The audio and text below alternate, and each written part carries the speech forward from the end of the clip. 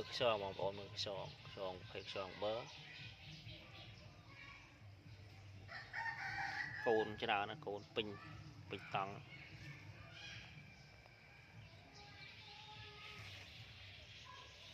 nhị ruồi châm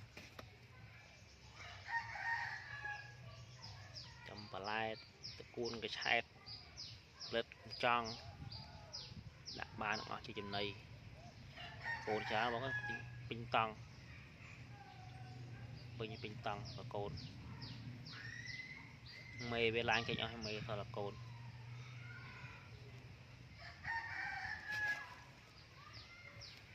pô pô còn hòm đi pô đi phết xong thay xong nhuộn này pô còn hòm pô chung bánh tăng